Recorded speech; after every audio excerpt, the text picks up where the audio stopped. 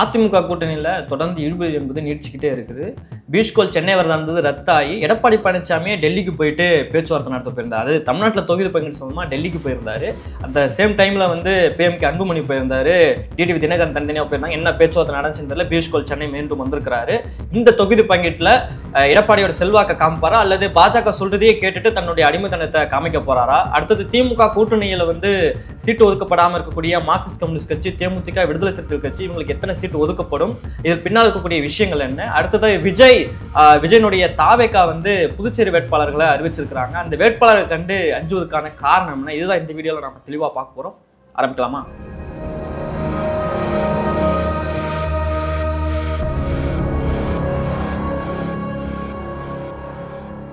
அதிமுகவுடைய பொதுச் செயலாளர் எடப்பாடி பழனிசாமி அவர் ஏன் தான் இப்படி பண்றாருன்னே தெரியல. தமிழ்நாட்டுடைய அரசியல் களத்தை அவர் புரிஞ்சுக்கிட்டாருன்னா நல்லாவே தெரியும். அதிமுக என்னைக்கு பாஜகவோட கூட்டணி வச்சதோ அன்னையிலேருந்து அதிமுகவுடைய அழிவு ஆரம்பிச்சதுன்னு. அதுதான் மிகப்பெரிய மைனஸே. தமிழ்நாட்டுடைய அரசியல் களத்தை புரிஞ்சுக்கிட்டாலே அது நல்லாவே தெரியும். ஏன்னா தமிழ்நாட்டு மக்கள் வந்து பாஜக எதிர்ப்பில் ரொம்ப வலுவாக இருக்கிறாங்க. அவங்க என்னதான் பாஜக பல்வேறு அரசியல் இங்கே பண்ணாலும் அது எடுபட மாட்டேங்குது. மக்கள் கொஞ்சமாவது தெளிவாக இருக்கிறாங்க. கண்டிப்பாக பாஜக யாரோட கூட்டணி வைக்கிறா அவங்களுக்கு நம்ம ஓட்டு போடவே கூடாது அப்படின்றதுல ரொம்ப கரெக்டாக இருக்கிறாங்க. ஆனால் இது தெரிஞ்சிருந்தும் ஏன் எடப்பாடி பழனிசாமி வந்து பாஜக கூட கூட்டணி வைக்கிறாரு தான் நமக்கு புரியவே மாட்டேங்குது. அப்போனா இதுலேருந்து நமக்கு என்ன தெரியுதுன்னா, அவருக்கு வந்து கொஞ்சம் கூட மக்கள் நலன் கிடையாது, அதிமுக நலனும் இதில் கிடையாது, எடப்பாடியுடைய நலன் மட்டும்தான். அதனால தான் தன்னுடைய அடிமைத்தனத்தை பாஜக கிட்டேயும் காமிக்க ஆரம்பிச்சிருக்காரு. நல்லா பார்த்தீங்கன்னா என்னதான் இதில் எடப்பாடி பழனிசாமி வந்து இடி சிபிஐ வச்சு மிரட்டினாலும், இதனால தான் இவங்க அடிமையாக இருக்காங்கன்னு நம்ம சொன்னாலும், ஜெயலலிதா அவர்கள் வந்து அவங்க எடுத்த டிசிஷன் அளவு கூட எடப்பாடி பழனிசாமி எடுக்கலை. ஜெயலலிதா அவர்கள் வந்து ஜெயிலுக்கு போயிருக்கிறாங்க. அப்போ கூட அதிமுக வந்து உங்களுக்கு அழியவே கிடையாது. அதிமுக ரன் ஆகிட்டு இருந்துச்சு, ஏதோ ஒரு நபர்களால் அது ரன் ஆகிட்டு இருந்துச்சு. ஜெயிலில் இருந்து கூட அவங்க வந்து கட்சி நடத்திருக்கிறாங்க. நான் எடப்பாடி பழனிசாமி ஒன்று மக்கள் நினைக்கலாம், இல்லை அதிமுக அழிஞ்சிடக்கூடாது, அதிமுக பாதுகாக்கணும், தான் ஜெயிலுக்கு போனால் கூட அதிமுகவை பாதுகாக்கணும் அப்படின்னு கூட அவர் என்ன வரல.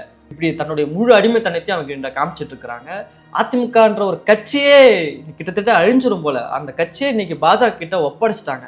அவங்க என்ன சொல்றாங்களோ இங்க கையெழுத்தை போட்டாகணும், அந்த நிலைமைக்கு வந்துட்டாங்க. அதாவது நல்ல வேலை இப்போ அதிமுக ஆட்சியில் இல்லை, ஜெயலலிதா மறைவுக்கு பிறகு அதிமுக ஆட்சியில் இருக்கும்போதே இவங்க பாஜக எப்போ போனாங்களோ அப்பவே மக்கள் முடிவு பண்ணிட்டாங்க, ஐயோ இவங்களுக்கு ஓட்டு போட்டவே கூடாதுன்னு. இப்பவும் அந்த நிலைமை நீடிச்சிட்டு இருக்கு. அப்ப இந்த சமயத்தும் நான் ரொம்ப வலுவா பாஜக கூட தான் இருப்பேன்னு சொல்றது வந்து எப்படி இந்த அரசியல் களத்தில் அவங்க என்ன ஆக போறாங்கன்னே தெரியல. பல வீடியோவில் நான் முன்னாடியே சொல்லியிருந்தேன், அதாவது அதிமுக பாஜகவோட கூட்டணி இருந்துச்சுன்னா கண்டிப்பா இந்த தேர்தலுக்காக பிறகு அழிஞ்சிருவாங்க. ஏன்னா ஒரு பக்கம் செங்கோட்டையன் விஜய்க்கு பக்கம் போயிட்டாரு, ஓபிஎஸ் வந்து அந்த கட்சியில முதல்வராக இருந்தாருங்க அந்த கட்சி சார்பா.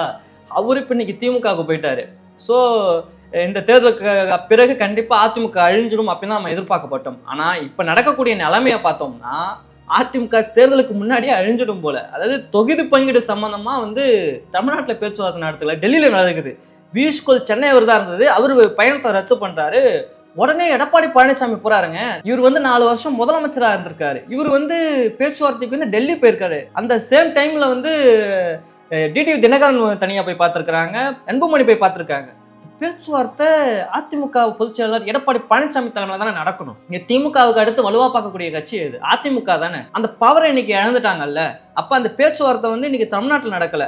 அந்த தொகுதி பங்கீடு சம்பந்தமா யார் முடிவெடுக்கணும் என்பதை வந்து இன்னைக்கு பாஜக கையில வந்து அதிமுக ஒப்படைச்சது வந்து தமிழ்நாட்டு மக்களே வந்து ஐயோ அதிமுக ஓட்டு போட்டா நம்ம செத்தோண்டா அப்படின்ற ஒரு நிலைமைக்கு இன்னைக்கு மக்கள் வந்து தள்ளப்பட்டிருக்கிறாங்க. அப்ப இந்த தேர்தல் வந்து எனக்கு தெரிஞ்சு அதிமுக வந்து க்ளோஸ், அதாவது அதிமுகன்ற கட்சி வந்து பாஜக அதிமுக கட்சியா மாறப்போகுதுதான் என்பது நமக்கு நல்லாவே தெரிஞ்சு போச்சு. ஆல்ரெடி இன்னைக்கு அடிமையா இருந்துட்டு இருக்காங்க, அது முற்றிலும் மாறி எனக்கு தெரிஞ்சு அதிமுக எல்லாருமே இன்னைக்கு பாஜக போயிடுவாங்க என்பதுதான் நமக்கு நல்லா தெரியுது. ஸோ தொகுதி பங்கீடு சம்பந்தம் அங்க பேச்சுவார்த்தை நடக்கு, அங்க என்ன நடந்துச்சுன்னு தெரியல. டிடிவி தினகரன் வந்து நான் வந்து எடப்பாடி பழனிசாமி வந்து தொகுதி பங்கீடு சம்பந்தமா பேச மாட்டான்னு சொல்றாரு. அப்படி சொல்லக்கூடியவர்களுக்கு வந்து இந்த கூட்டணியில இடம் வச்சிருக்கலாமா? அவங்களுக்கு தொகுதி பிரிச்சு கொடுக்கலாமா? பட் வந்து நான் அவர்கிட்ட பேச மாட்டேன்றாரு, பாஜக கிட்ட தான் பேசுவேன்னு சொல்லிட்டு பாஜக கிட்ட பேசிட்டு வந்திருக்கிறாங்க. இப்போ மீண்டும் பீஷ்கோல் வந்து சென்னை வந்திருக்கிறாங்க. இந்த பேச்சுவார்த்தையில் என்ன நடக்க போகுதுன்னு தெரியல. பட் கண்டிப்பாக எடப்பாடி பழனிசாமி அதிமுகவுக்குன்னு இருக்கக்கூடிய செல்வாக்கை வந்து இந்த தொகுதி பங்குல காமிக்க போறது என்பதுதான் நமக்கு நல்லா தெளிவாக தெரியுது. பாஜக என்ன நான் எத்தனை தொகுதி எடுத்துக்க போறேன்றதை பாஜக தான் முடிவு பண்ண போகுது. அதிமுக எத்தனை தொகுதியில போட்டியிடணும் அப்படின்றத கூட பாஜக தான் முடிவு பண்ண போகுது. ஸோ இந்த தொகுதி பங்கீடு என்னதான் நடந்தாலும் அது பாஜக சொல்லக்கூடிய பாஜக எடுக்கக்கூடிய முடிவுகளாக தான் அது இருக்க போகுது. ஸோ அதிமுக தொகுதி பங்கீடிலே தன் கட்சியை வந்து பாஜக முறைப்படி எழுதி வச்ச மாதிரி ஆயிடுச்சு. ஸோ தமிழ்நாட்டில் திமுகவுக்கு மாற்று அதிமுகன்ற நிலையை வந்து சுத்தமாக இழந்துட்டாங்க தேர்தலுக்கு முன்னாடி அப்படின்னு தான் இந்த இவங்களுடைய தொகுதி பங்கீடு வந்து நமக்கு வந்து நல்ல தெளிவாக காட்டு. இப்போ திமுக கூட்டணியை பொறுத்த வரைக்கும் நம்ம பார்த்தோம்னா, திமுக கூட்டணியில் இன்னும் சீட்டு ஒதுக்கப்படாத முக்கியமான கட்சிகள் அப்படின்னு பார்த்தோம்னா மார்க்சிஸ்ட் கம்யூனிஸ்ட் கட்சி, விடுதலை சிறுத்தைகள் கட்சி, அப்புறம் தேமுதிக. ஆல்ரெடி காங்கிரஸ் பார்த்தீங்கன்னா உங்களுக்கு 28 சீட்டு வந்து ஒதுக்கிட்டாங்க. அப்புறம் இந்திய கம்யூனிஸ்ட் கட்சி வந்து 5 சீட்டு வாங்கிட்டு போயிட்டாங்க. ஸோ மார்க்சிஸ்ட் கம்யூனிஸ்ட் கட்சிக்கும் திமுக இடையே ஒரு இழுபறி என்பது இப்போ வரைக்கும் நீடிச்சிட்டு இருக்கு. அந்த இழுபறி காரணமாக தான் விடுதலை சிறுத்தைகள் கட்சிக்கும் தேமுதிகவுக்கு வந்து இன்னுமே சீட்டு கொடுக்காம வெயிட்டிங்கில் வச்சிருக்கிறாங்க. மார்க்சிஸ்ட் கம்யூனிஸ்ட் கட்சி என்ன சொல்லுதுன்னா 5 சீட்டு வந்து எங்களுக்கு ஒத்து வராது, 6 சீட்டாவது கொடுங்க. அவங்க ஆல்ரெடி டபுள் டிஜிட்டில் கேட்டாங்க, ஆனால் தற்போது 6 சீட்டாவது கொடுங்க அப்படின்ற மாதிரியான வாதத்தை முன் வச்சு தான் நமக்கு தகவல்கள்லாம் வருகிறது. அதே சமயத்தில் திமுக ஏன் இப்படி அடம் பிடிக்கிறாங்கன்னு நம்மளால புரிஞ்சிக்க முடியல. ஒரு சீட்டாவது அவங்களால எக்ஸ்ட்ரா கொடுக்கறதுல என்ன ஆயிட போகுது திமுகவுக்கு? அதாவது திமுக வந்து மதவாத அரசியலை வந்து நாங்கள் ஸ்ட்ராங்காக எதிர்க்கிறோம் அப்படின்னு சொல்கிறாங்க. அதாவது திமுக விட இந்த இந்திய நாட்டில் வந்து கம்யூனிஸ்டுகள் மதவாதத்தை எதிர்த்து நடக்கக்கூடிய அரசியல் என்பது ரொம்ப ரொம்ப ரொம்ப அதிகமானது. அது வந்து அரசியல் காலத்தை பார்த்தாலே நம்மளால புரிஞ்சுக்க முடியும். ஸோ திமுக ஆட்சியில் இருக்குது. ஸோ ஆட்சியில் இருந்துக்கிட்டு மதவாத அரசியலை, அதுவும் ஒன்றிய ஆட்சியில் இருக்கக்கூடிய பாஜக அரசை எதிர்ப்பது வந்து ரொம்ப முக்கியமானது. ஸோ அந்த அடிப்படையில் திமுக வந்து மார்க்சிஸ்ட் கம்யூனிஸ்ட் கட்சி வந்து ஆதரிக்கிறாங்க. திமுக எடுக்கக்கூடிய ஸ்டாண்டுகளை இப்படி நமக்கு ஆதரிக்கிறாங்களே, ஸோ நம்ம இவங்களுக்கு வந்து கண்டிப்பாக சீட்டு கொடுத்து நம்ம கூட்டணியில் வச்சுக்கிட்டோம்னா அது வந்து ஒரு கூடுதல் பலம் அப்படின்னு யோசிக்க மாட்டேங்கிறாங்க. என்னதான் கேரளாவில் போய் மார்க்சிஸ்ட் கம்யூனிஸ்ட் கட்சி ஆட்சியில் போயிட்டு மீட்டிங்கில் வந்து என்ற பெயர் ஸ்டாலின் அப்படின்னு சொன்னாலும் தமிழ்நாட்டில் வந்து காம்ரேடுகளை வந்து ஒருங்கிணைக்கிறதுல வந்து திமுக தோத்து போகுதுன்னு நம்மளால பார்க்க முடியுது. ஸோ ஏன்னா கம்யூனிஸ்ட் கட்சிகள் வந்து வெளியில வர மாட்டாங்கன்னு வச்சுக்கலாம் திமுக கூட்டணியில இருந்து. ஏன்னா அவங்க வந்து உறுதியா நினைக்கிறது வந்து பாஜகவை எதிர்க்கணும். இதுல திமுக என்னதான் உரண்டு பிடிச்சாலும் நாம வந்து அப்படி எடுத்துக்க கூடாது. நம்மளுடைய நோக்கம் வந்து திமுக கூட்டணி விட்டு வெளியேறது கிடையாது, பாஜகவை எதிர்ப்பது. பாஜக இன்னைக்கு அவங்களுடைய அரசியல் எந்த அளவுக்கு இந்தியாவை வந்து சின்ன பின்னமா ஆக்கியிருக்கிறது வந்து மார்க்சிஸ்ட் கம்யூனிஸ்ட் கட்சி நல்லா புரிஞ்சுக்கிறாங்க. எடுத்துக்காட்டுக்கு நம்ம ஒரு விஷயத்தை எடுத்துட்டாலே ஈரான் போர்ல ஒன்றிய பாஜக அரசு எடுத்த முடிவு இன்னைக்கு எல்பிஜி கேஸ் தட்டுப்பாடு எந்த அளவுக்கு வந்திருக்கு என்பதை நம்ம எல்லாராலையும் புரிஞ்சுக்க முடியும். ஸோ அந்த விஷயம்லாம் பார்ப்பாங்க மார்க்சிஸ்ட் கம்யூனிஸ்ட் கட்சி. ஸோ அவங்க வந்து தனித்து நிற்கிறதுக்கான வாய்ப்புகள் இருக்காதுன்னு தான் நான் நினைக்கிறேன். திமுக கூட்டணியில் தொடருவாங்க. 5 சீட்டு சரி அடம் பிடிச்சாலும் 5 சீட்டு ஒத்துக்கிட்டு கூட அவங்களோட நோக்கம் வந்து பாஜகவை எதிர்ப்பதாக இருக்கும். பின்னால வந்து என்ன முடிவுகள் எடுப்பாங்கன்னு நம்மளால சொல்ல முடியாது.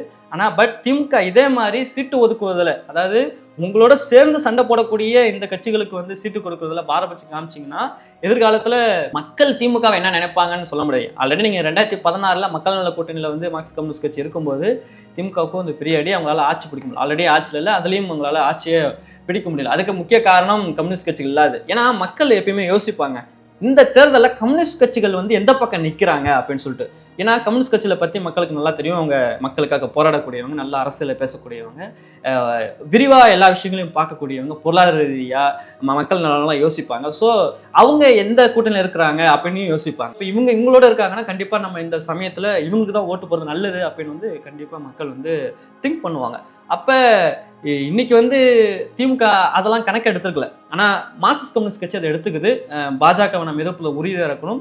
இவங்க சீட்டு கொடுக்காதனால நம்ம வெளில வந்துட்டோம்னா அதுக்கு கொஞ்சம் கூட திமுகவுக்கு ஆபத்தாக மாறிடக்கூடாதுன்னு நினைக்கிறாங்க. ஸோ அந்த அடிப்படையில் தான் 5 சீட்டு கொடுத்தாலும் ஒத்துக்கிட்டு வரக்கூடிய சூழ்நிலையில் வந்து கம்யூனிஸ்ட் கட்சிகள் அவங்க ஏற்றுக்கிட்டு வந்தாலும் கூட்டணியில் உறுதியாக பயணிக்கிறத வந்து அவங்களுடைய செயல்பாடுலேருந்து நம்மளால இதுலேருந்து பார்க்க முடியுது. அடுத்ததான் இந்த அரசியல் களத்தில் விஜய் அவர்களுடைய தாவக்கவை பார்த்தோம்னு சொன்னோம்னா ரீசெண்ட் டைமில் அவங்க மேலே நிறைய விமர்சனங்கள் வந்து வர ஆரம்பிச்சிருக்கு. காரணமாக இப்போ கரூர் ஸ்டாம்பேட் சம்மந்தமாக சிபிஐ விசாரணைக்காக டெல்லியில் விஜய் ஆஜராகினார். இந்த பயணத்தில் வந்து பாஜகவோட ஏதோ ஒரு வகையில் கூட்டணி பேச்சுவார்த்தை நடந்தால் நிறைய தகவல்கள்லாம் வந்துச்சு.